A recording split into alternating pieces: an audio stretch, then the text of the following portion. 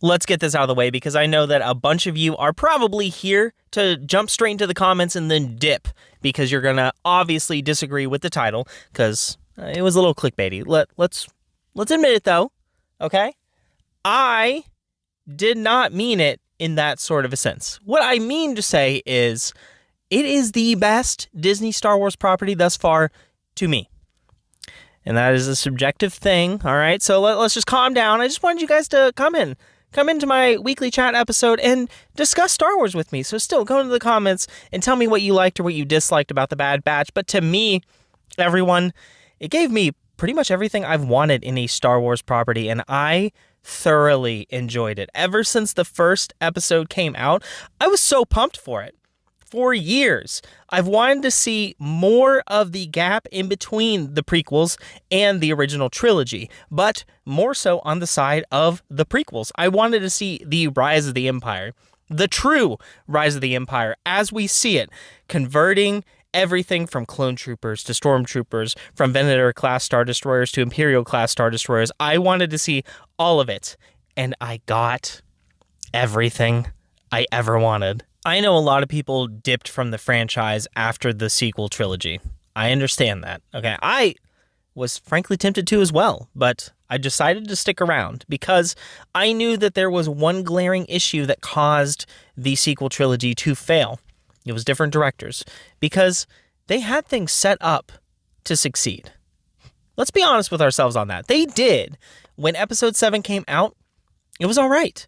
It wasn't an awful Star Wars movie. And in terms of directors, they made a pretty good choice. They picked J.J. Abrams, who was pretty well known for bringing Star Trek back into the modern audience while still keeping the old audience.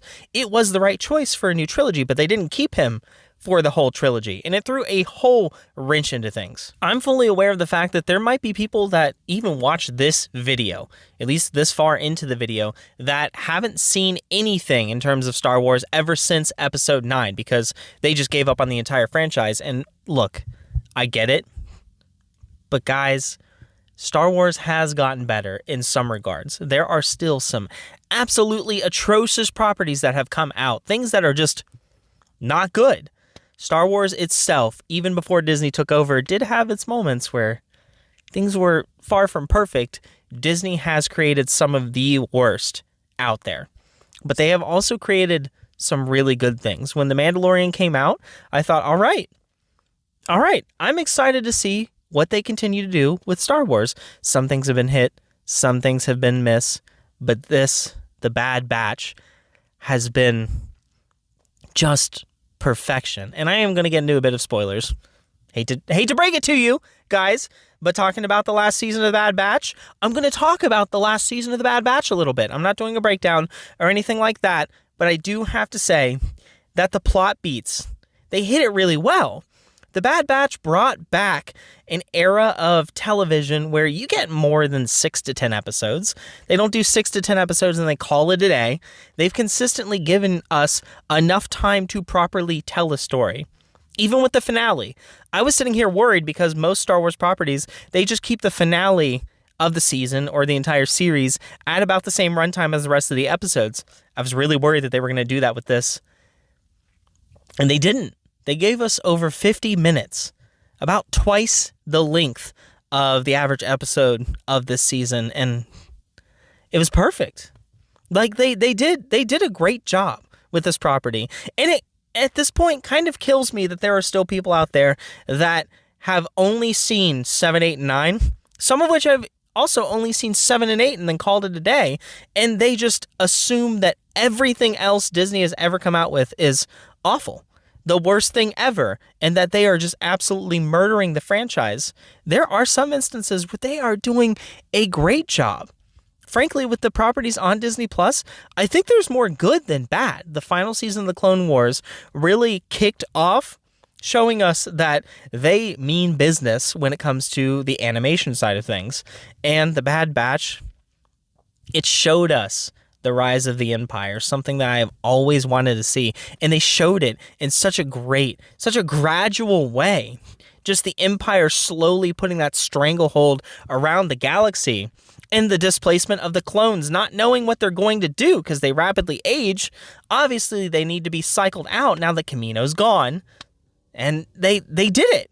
They did it so well. And they even brought in some bits and pieces from the Thrawn trilogy, and I think that they did it in a way that is respectable. I really loved The Bad Batch. It is, without a doubt, by far, my favorite Disney Star Wars property to date. And there are some that I've liked quite a bit. There are some that are made so very well, but this one, it just stands out to me so much. This wasn't a story about the rebellion. It was never meant to be. It was a story about the clones and what they're supposed to do after the Empire comes into power. It's about their next steps.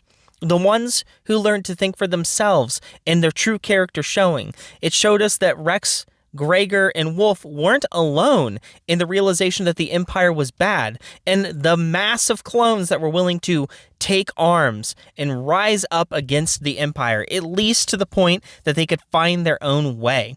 And it's also about the clones that never learned how to do that, the ones that stuck with the Empire all the way to the end, and the struggles that came between the two of them, those clashing forces. It was fantastic. It showed us that the clones were different from the droids in many ways, and that some of them really struggled with it. And oh man, I just loved it. Sorry, I'm not really being comedic right now, okay?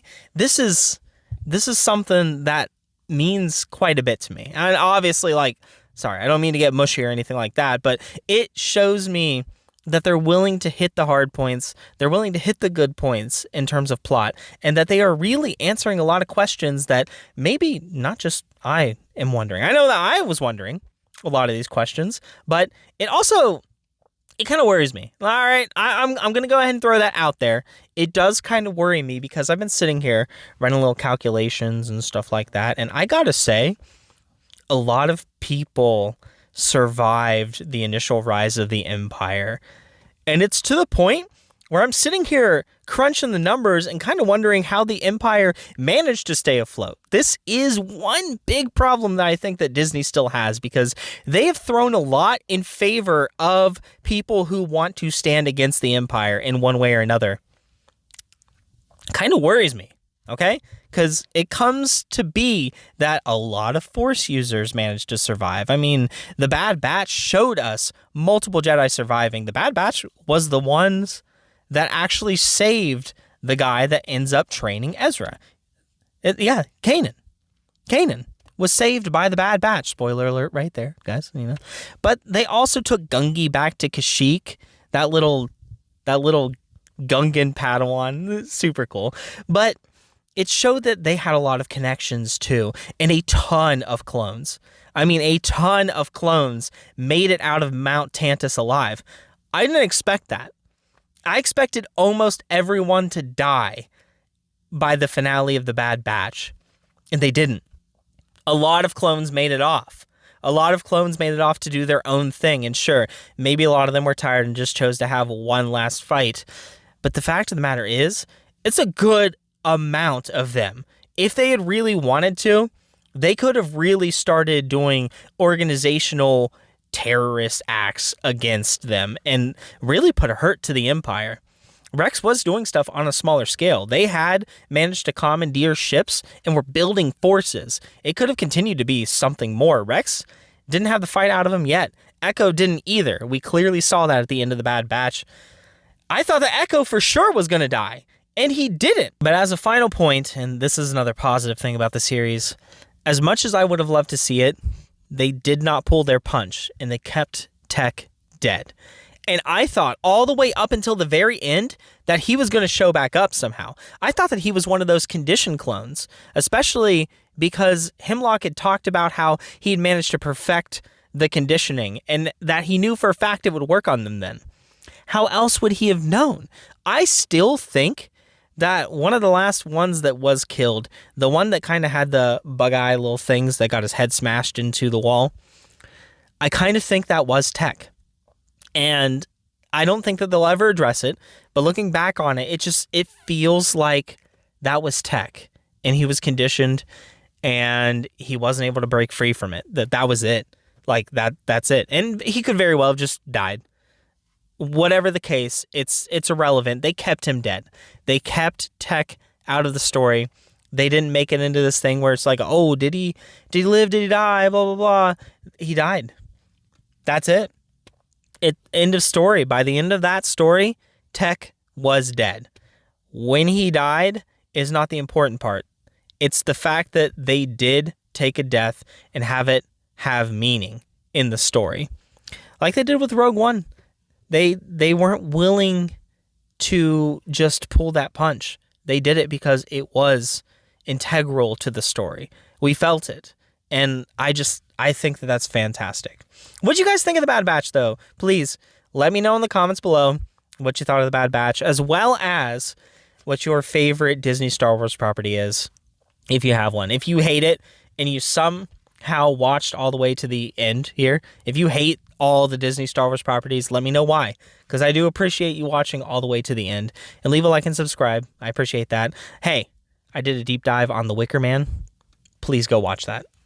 Give as many views as you can. Leave a like and subscribe. I appreciate you all. Bye.